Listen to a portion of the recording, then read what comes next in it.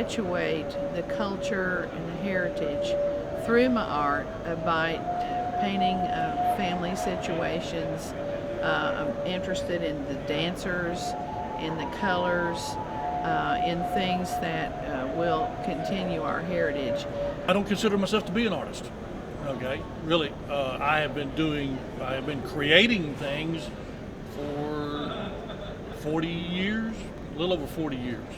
All my life, I can never remember not holding a crayon or a little paintbrush or a pencil. So I've always done some kind of art. I've been an artist for 35 years professionally, but I think I was born an artist.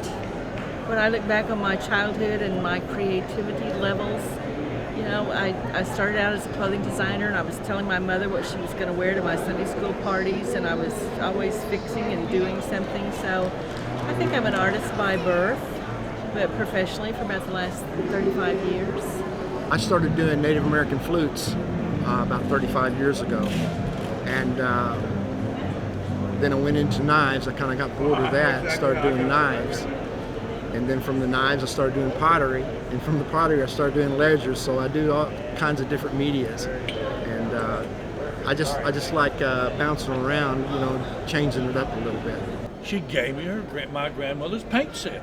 My mother brought the brushes and wooden box and everything, and I said, "What do we do with this?" I mean, you know, I wasn't a painter, didn't even think about it, you know. But she gave it to me, and I said, "Okay, you know, I might just try that." So anyway, so that's how I got started. So I just started, you know, I wouldn't use the term experimenting, but you know, I just thought I'll see what happens. I've been an artist ever since I can remember. I went to University of Science and Arts of Oklahoma in Chickasha.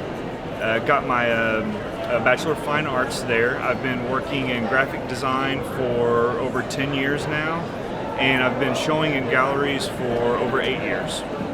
My cultural aspects were really pretty much taken from many different tribes because I was raised in boarding schools. So I didn't have, you know, just one set of cultural influences. As a Choctaw Nation, that's my tribe, Choctaw Chickasaw. But I pretty much borrowed from all other nations, being in, you know, a student in the schools. And so I just began to use, you know, influences from my friends who are other artists, and began to make my way as an artist. I love forest animals, and I love to do paintings and scratch work of animals, especially wolves.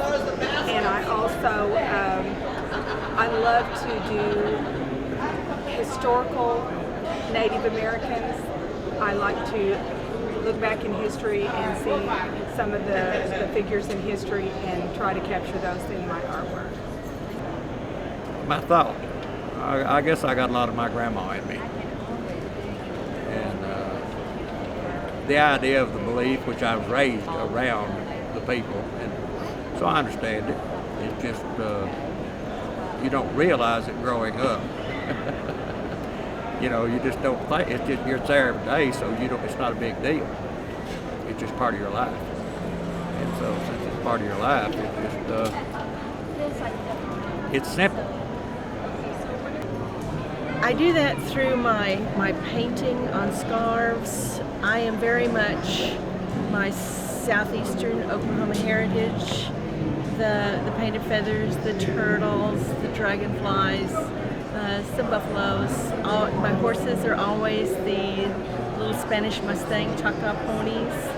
So I put those in my silk scarves and my pillows and most of my textiles.